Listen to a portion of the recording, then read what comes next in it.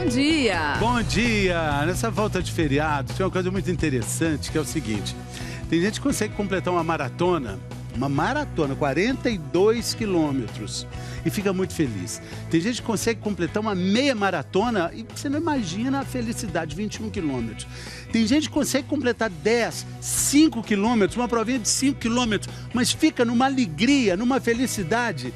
Agora, felicidade mesmo é quem consegue dar uma voltinha no quarteirão correndo. Que alegria, que felicidade, sem medida. O que você fez? Deu uma volta no quarteirão. Oh, felicidade. Depois do feriado, né? Porque é mais difícil. E sem diabetes, que seria melhor também. Com saúde, sem sempre. Dúvida. Vamos falar sobre diabetes hoje? Você já ouviu falar, né? Do tipo 1 e do tipo 2. Mas você já ouviu falar do diabetes insípidos?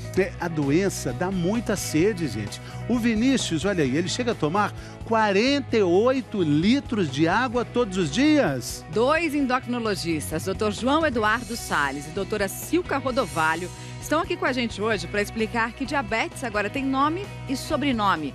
O tipo 2 está dividido agora em 5 subgrupos diferentes. Pois é, e também por que estão aumentando os casos de diabetes entre as crianças. A felicidade era comer. Aí, conforme foi passando os anos, eu fui engordando e assim nasceu a diabetes. De cada 10 brasileiros que têm diabetes, 6 param de tomar o medicamento sem nenhuma orientação médica. Mas você sabe os riscos de parar o tratamento? E no Entre Nessa Onda! Hoje a gente vai ver como o surf pode ajudar as pessoas a perder o medo da água. Você tem diabetes? Você conhece alguém que tem? Tire suas dúvidas com a gente. Escreva pela hashtag Você no Bem-Estar, ou então só liga 4002-2884. Bom, como a gente falou, né, até pouco tempo atrás, os médicos e também a gente, quando a gente pensava em diabetes, pensava tipo 1 e tipo 2. Só que agora se descobriu que a doença tem nome e vários sobrenomes diferentes. Um artigo publicado recentemente no Lancet, que é uma das principais publicações científicas do mundo, classificou o diabetes tipo 2 em 5 subgrupos diferentes. E é justamente um desses subgrupos que tem atingido mais as crianças. A repórter Maureen Matiello, de Campo Grande, vai mostrar pra gente. Aos 9 anos, Tiago começou a ganhar peso. A felicidade era comer. Aí, conforme foi passando os anos, eu fui engordando e assim nasceu a diabetes. O diagnóstico veio aos 12 anos, depois de vários exames. Eu levei ele na doutora, falei assim, doutora, a gente precisa cuidar dele porque ele está muito acima do peso. E além do mais, ele faz muito xixi várias vezes e ele toma muita água. Já estava muito alta a glicose, já estava 479. O mais difícil foi a reeducação alimentar. Eu cortei as 3 conchas de feijão por uma colherzinha só de feijão e assim a gente foi reduzindo tudo. Tiago perdeu quase 40 quilos, mas há um ano deixou o tratamento de lado e voltou a ganhar peso. Hoje, aos 16 anos, sabe que precisa voltar porque a doença traz riscos. É o caso de hipertensão, que acontece na criança. Pode ter o caso da alteração de colesterol no sangue. A criança, ela controlando a alimentação e o exercício funcionando, tem um risco, mas ela tem uma vida normal. Obesidade e sedentarismo são os principais fatores do risco para diabetes tipo 2. As crianças e adolescentes precisam se exercitar mais, brincar longe do sofá. Ter alguém com a doença na família também pode influenciar. A frequência é maior em meninas, dos 10 aos 19 anos. Para que se crie um hábito saudável, é desde a primeira infância. Na primeira papinha, incluindo vários tipos de legumes, frutas, verduras. E ele vai já construindo esse bom hábito alimentar. Quem acha que basta cortar os doces está enganado. A gente tem que lembrar também de balancear na alimentação a quantidade de carboidratos, que seriam arroz, macarrão, massas, farináceos, né? E também as gorduras, né? Nessa escola municipal, os cuidados vão muito além da merenda. Tudo o que tem aqui nesta horta, os alunos ajudaram a plantar. Eles participam desde a produção das mudas até a colheita dos alimentos e aprendem sobre alimentação saudável assim, na prática. A gente tem que ter o prato colorido, tem que ter legumes, tem que ter verduras, tem que ter carne. Eles até conheceram um substituto natural. e faz uma água adocicada e a gente utiliza nos sucos naturais. Ao contrário do açúcar convencional, ela não aumenta o nível de açúcar no sangue. Muitos já levaram a ideia para casa. A mãe do Nicolas está usando. Para fazer o café, o suco, que ela compra as frutas e faz, que é bem gostoso. Nada de açúcar? Nada, sinal da diabetes. Interessante, né? A obesidade como indicação definitiva, não, decisiva, importante para a diabetes. Mas existem outros sinais, né, doutora? A gente vai ver um deles, essa mancha que muitas mães, pais, acham que é uma sujeira, que fica aqui assim na região do pescoço, né? Os adultos têm com mais frequência, com mais evidência. Qual que é o nome dela? Ela chama acantose nigricans e ela aparece tanto nessa região do pescoço como embaixo das axilas e nas regiões flexoras, no cotovelo e no joelho também, às vezes na mão. E o que muitas vezes as mães acham é que isso aí é só um sinal de sujeira, que a criança não está se lavando bem. E que ela indica? Isso, né? Ela indica que a criança apresenta um quadro chamado resistência à insulina. A insulina dela não está agindo conforme ela precisa e isso é um sinal de que a criança está obesa e que ela tem uma grande chance de desenvolver diabetes ou já pode até estar com diabetes, aquele diabetes do tipo 2. Lembrar que a criança normalmente apresenta o diabetes do tipo 1, mas o que a gente tem visto atualmente é um aumento da incidência do diabetes do tipo 2, que é esse diabetes mais comum que a gente vê no adulto, na criança, em função do ganho de peso, da vida sedentária. Isso vem aumentando aí nas nossas crianças e adolescentes. Vamos falar então sobre esse diabetes tipo 2, que é o diabetes que surge ao longo da vida, né? Exatamente. É o diabetes adquirido. E ele foi recentemente dividido em 5 subgrupos diferentes. Vamos começar com o 1. Como é que a gente explica esse grupo 1? Então, o grupo 1, Mari, é o grupo de pacientes que tem diabetes tipo 2. Parece que é tipo 2, na verdade, é um diabetes autoimune. É igual da criança e do adolescente tipo 1, mas que por algum motivo apareceu só na idade adulta. Então, os pacientes são mais magros, são mais jovens, ficam entre 35 e 40 anos com a doença, têm autoimunidade e eles vão precisar de insulina mais cedo. E esse é algo que é importante a gente falar, porque muitas vezes os pacientes com diabetes tipo 2 não querem tomar insulina achando que eles estão no fim da linha, que a insulina vicia, causa um monte de coisas. Não é, insulina é um medicamento como qualquer outro e deve ser usado. Se seu médico prescreveu insulina, você precisa fazer uso da insulina porque é a maneira ideal de controlar esse tipo de diabetes. Vamos passar então para o grupo 2 para a gente entender, porque é bem parecido com esse grupo 1 aí, né? Só tem uma diferença. A diferença é que não tem a autoimunidade. Então, aquele anticorpo que a gente procura às vezes no sangue para tentar achar a doença, não tem. Mas ele é igualzinho. O pâncreas, infelizmente, não funciona tão bem. E por que o pâncreas não funciona e porque as pessoas demoram para tomar insulina, tem uma chance maior de ter a retinopatia diabética, o acometimento da visão pelo diabetes que está ligado muito à glicose elevada no sangue.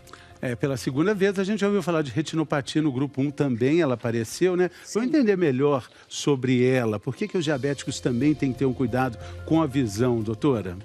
Bom, os diabéticos, aqui a retina, né, da pessoa que tem diabetes, ela tem porque é uma circulação muito fina nesse lugar.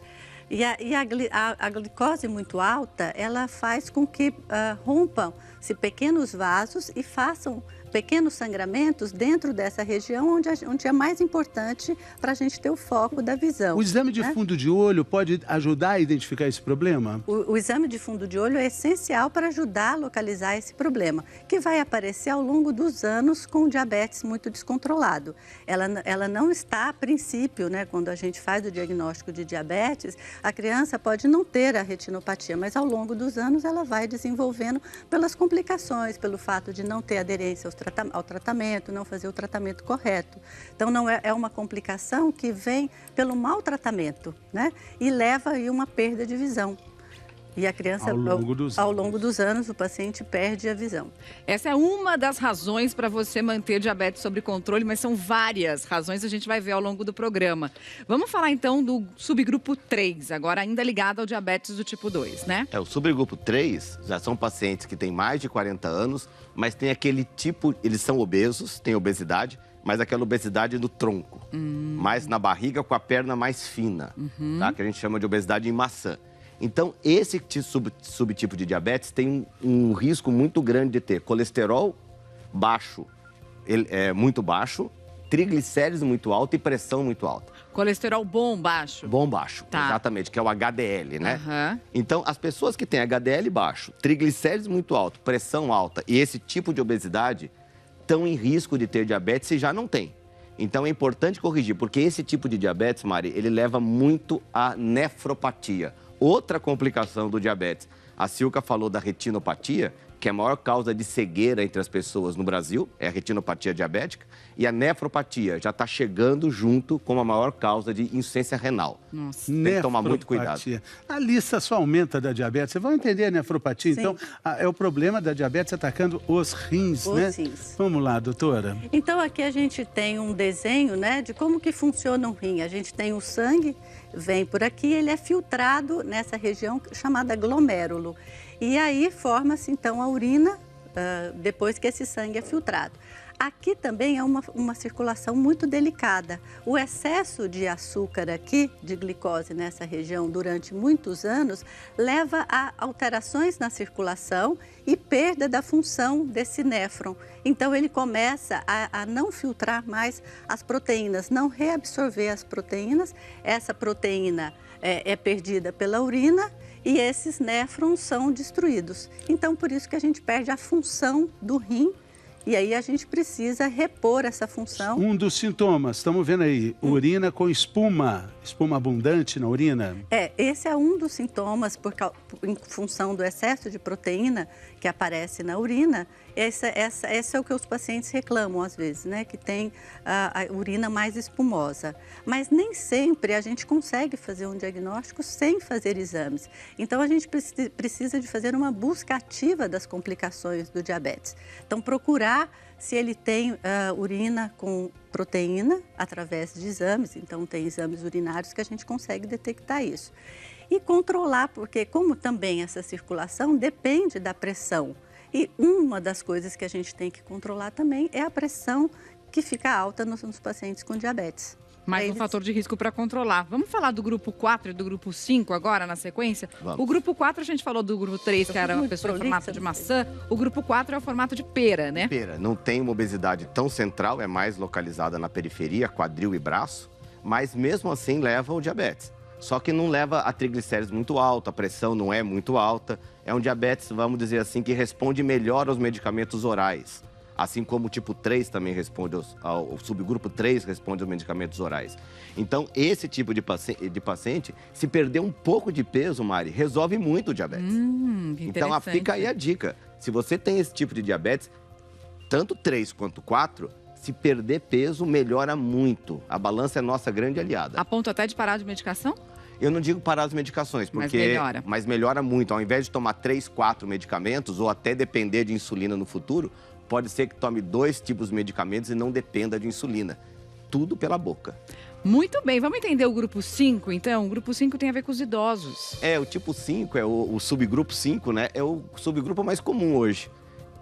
Em volta de 30% a 40%, porque a população brasileira está envelhecendo. Que bom, né? Ótimo. Só que esse envelhecimento pode gerar 2 complicações, que é o envelhecimento das células que produzem insulina e também a diminuição da massa muscular. Vamos entender aqui, então, o que essa diminuição da massa muscular faz e por que isso pode ser uma das causas do diabetes, né? A gente tem aqui uma pessoa que tem bastante músculo, tá vendo? Olha só, essa aqui malhou bastante ao longo da vida, chegou lá, tá fazendo bike, tá zoando com você, Fernanda, viu?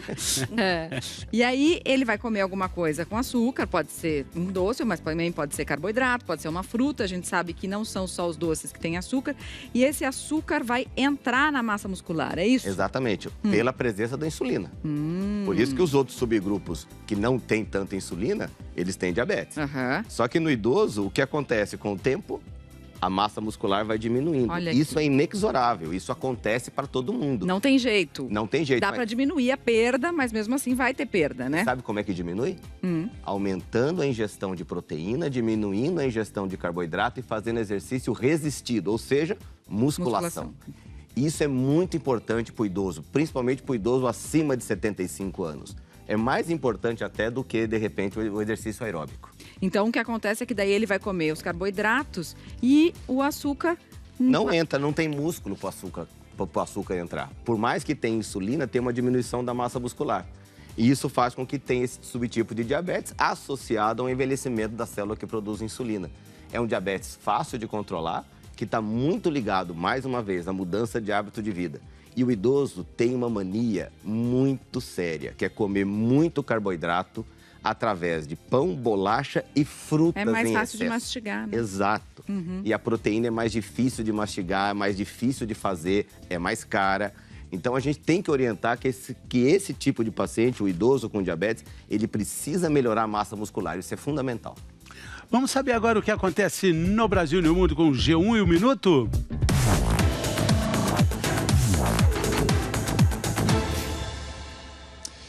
Olá, pessoal. A gente continua acompanhando o desabamento de um prédio no centro aqui de São Paulo. Os bombeiros disseram hoje de manhã que 44 moradores ainda não foram localizados depois do acidente, mas não se sabe se eles estavam lá no momento em que o prédio pegou fogo e caiu. As buscas por sobreviventes já duram quase 30 horas. Quase 400 pessoas ocupavam esse prédio. A gente conversou com algumas que moravam lá. Muitas tiveram que dormir na rua, sofreram com fome, com frio. Teve gente que teve também os pertences furtados. A gente está de olho em tudo isso. E o Supremo Tribunal Federal deve retomar hoje o julgamento que pode restringir o foro privilegiado de deputados e senadores. 8 dos 11 ministros já votaram por retirar do Supremo as investigações de fatos que aconteceram fora do mandato, que seriam, então, enviadas à primeira instância. E desde o começo da campanha de vacinação contra a gripe, quase 5 milhões de brasileiros foram vacinados. Brasileiros do público-alvo. Nesse público-alvo estão idosos com mais de 60 anos, gestantes, professores, entre outros. Segundo o governo, a meta é que mais de 54 milhões de pessoas sejam vacinadas até 1º de junho. No G1 tem todos os detalhes da campanha. Mari Fé. Legal, Cauê, muito obrigado. Ótima quarta-feira para você, bom trabalho. Obrigado, tchau, tchau. Até, Cauê. Bom, daqui a pouco, depois do intervalo, a gente vai falar de outros tipos de diabetes insípidos. Insípidos. Insípidos. É daqui a pouco, é depois do intervalo.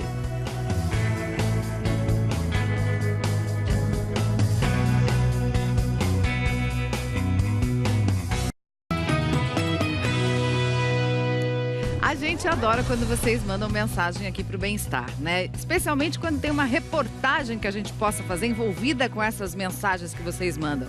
A Maria escreveu pro Falecom e contou a história da Juliana, que tinha um tumor na hipófise e por isso desenvolveu diabetes. Vamos ver. Imagine você, de uma hora para outra, começar a enxergar assim. Foi o que aconteceu com a Juliana. Aí, claro, ela procurou por um oftalmologista e descobriu que essa era só uma consequência de um problema muito maior que estava por vir. Era um tumor, Juliana? Isso, eu tive um tumor benigno, ele era muito grande e ele acabou destruindo grande parte da minha hipófise. A hipófise é uma glândula que fica bem no centro da nossa cabeça, está ligada ao hipotálamo. Essa região do cérebro produz substâncias como o hormônio antidiurético, que fica armazenado na hipófise. Esse hormônio age diretamente nos rins e faz com que a urina saia concentrada, diminuindo assim a perda de água. O diabetes insípidos pode ser a falta do hormônio antidiurético ou a incapacidade de ação desse hormônio, que vai levar a um aumento da produção de urina pelo paciente. Por causa disso, a casa da Juliana precisou ser toda adaptada. O escritório agora fica a poucos passos do banheiro. Quando a Juliana precisa viajar, não tem jeito. Ela sempre acaba preferindo ir de ônibus. É que aqui ela tem as duas coisas que precisa: água e banheiro o tempo todo. A gente acompanhou parte da viagem dela de São Carlos para São Paulo para ir ao médico. Só em 90 quilômetros, ela foi ao banheiro 5 vezes. Segundo esse cirurgião especialista em hipófise, em mais de 95% dos casos, o diabetes insípidos é adquirido. Ou pela presença de um tumor na região do hipotálamo ou da hipófise. Pode ser consequência também de uma lesão após uma cirurgia realizada nessa região. Ou, por fim, também decorrente a um traumatismo craniano grave. A única saída para isso é a reposição do hormônio, tratamento que a Juliana começou há 6 meses. Alguns dos meus exames já mostram alguma melhora hormonal, então eu tenho muita fé e tenho muito otimismo que esse tiquinho de hipófise vai voltar a funcionar e vai dar conta de produzir todos os hormônios. Bom, como a gente viu na reportagem, então, diabetes insípidos é uma outra doença, além dessas que a gente já mostrou aqui, do tipo 1 e do tipo 2, dividido agora em 5 subgrupos, né? Fernando? Muitas doenças por um nome só, né? Com... Deviam existir outros nomes, né, Pois Mari? é. A gente vai conhecer agora a história do Vinícius, que também tem diabetes insípidos. E, na verdade, provavelmente essa doença surgiu quando ele era muito pequenininho. Talvez ele tenha até nascido com a doença, mas ele demorou, sabe quanto tempo? 17 anos para descobrir. Vamos ver.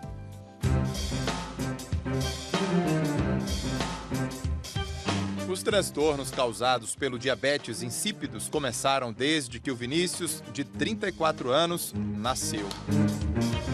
A infância foi complicada por causa da sede intensa e da vontade constante de ir ao banheiro. Da época de bebê ele não lembra, mas a enfermeira-chefe da creche em que ele ficava não se esquece dos apertos. A mãe amamentava, ele não saciava. Deixava no berço, ele chorava, a gente pegava, a gente trocava, a gente mudava de ambiente e ele chorava muito. Na escola, os constrangimentos eram muitos. Às vezes dava fila para ir tomar água, às vezes eu demorava mais porque eu estava com mais sede. Aí eles pediam para sair, falavam que eu estava demorando demais, mas na verdade eu estava com uma sede mais intensa, né? Fora de casa, as situações constrangedoras aumentavam. Eu estava dentro do metrô, estava muito apertado para urinar, aí tinha uma garrafinha de água mineral, aí eu tomei e depois urinei dentro da garrafa, dentro do metrô. Para tratar a doença e ter mais qualidade de vida, o Vinícius depende de um medicamento que ele guarda aqui na geladeira. É esse spray nasal, aplicado 2 vezes ao dia. Mas ele diz que nem sempre o medicamento faz efeito. Em caso de gripe, por exemplo, às vezes as narinas estão obstruídas, né, por causa da gripe, o remédio acaba não sendo absorvido pelo corpo. Não importa o que ele faça, tem sempre uma garrafa de água por perto. Medicado, eu chego a acordar pelo menos 2 vezes à noite. E sem a medicação, de meia hora eu acordo para poder tomar água. Sem a ajuda do medicamento, o Vinícius precisa tomar tanta água que, para mostrar essa quantidade, nós precisamos vir até uma distribuidora de água. Como ele pode chegar a tomar 48 litros em um só dia, precisaria de 5 galões como esses, cada um com 10 litros, ou 96 garrafas de meio litro.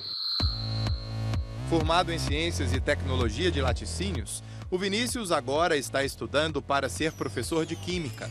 Eu tenho que estar tomando medicamento, eu tenho que ter sempre a garrafinha de água junto comigo, tem que ter um banheiro. Tendo isso, eu consigo levar uma vida normal. Daqui a pouquinho, gente, tem Entre Nessa Onda. A gente vai ver como é que o surf pode ajudar as pessoas a perder o medo da água.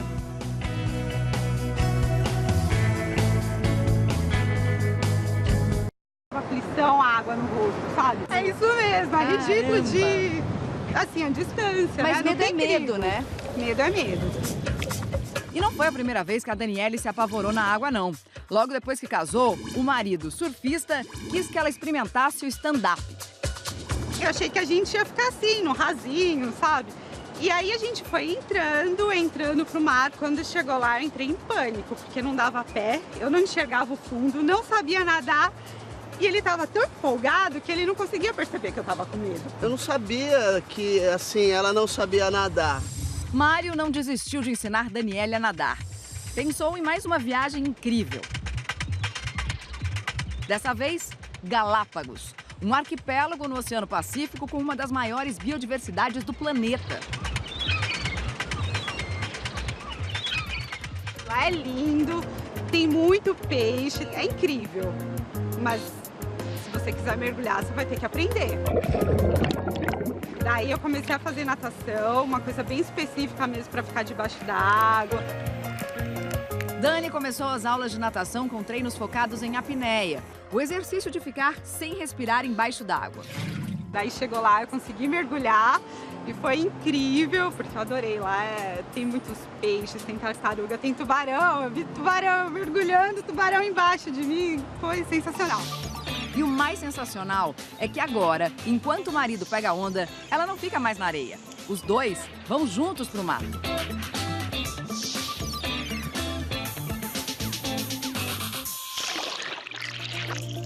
O Cláudio também entrou na onda do surf. E quem olha assim não pode nem sonhar que ele também tinha medo do mar. Ou melhor... Eu tenho medo do mar. O mar, ele é um ser vivo, né? Então, ele é inconstante. O mar aqui no Brasil, ele não é um mar perfeito como fundo de coral, fundo de pedra, que você sabe onde a onda vai quebrar, você sabe onde posicionar. Aqui muda, porque é fundo de areia, aqui muda toda hora e você sempre tem surpresas no mar. E, então, eu respeito muito o mar. A relação do Cláudio com o mar começou por causa do filho. Quando meu filho tinha uns 8 anos, eu resolvi entrar na escolinha de surf com ele. E eu naquela pegada de falar, eu vou ficar no inside, ficar onde dá pé, e vou fazer as aulinhas com ele. Comecei a me apaixonar. Eu falei, cacete, eu não sei nadar, eu tenho medo. Tempos depois, o filho do Cláudio parou de surfar. Mas o pai se apaixonou tanto pela água que nunca mais quis deixar o mar. E como você acha que o surf te ajudou a enfrentar o medo? Eu acho que o surf ele te ajuda a conhecer o mar. Lidar com algo que eu não conhecia. Então eu acho que isso ele ajudou bastante. Porque o mar é interessante. Se você olhar para o mar agora, só tem água vindo. Ele puxa de volta então, depois. Ela volta, mas por onde ela está voltando? Por baixo. Então, essas coisas que são interessantes você conhecer. E o que é o mar hoje para você? Puxa vida, sabe, no meu caso, eu uso o surf com uma descompressão mesmo, um destresse, sabe? Tem uma coisa assim, você se desligar, inclusive do celular, do telefone, do mundo. É um tempo que ninguém me encontra. Ninguém me encontra, mas você encontra informações sobre diabetes, né, doutor João? No site da Sociedade Brasileira de Diabetes, www.diabetes.org.br. Legal. Eu quero você atender o celular em cima da prancha, eu quero ver. De jeito nenhum, essa é a maior vantagem de surfar. Obrigada. Gente, muito obrigado, tá, doutora? Muito obrigado, doutor João. Vem o encontro aí, a gente se vê amanhã.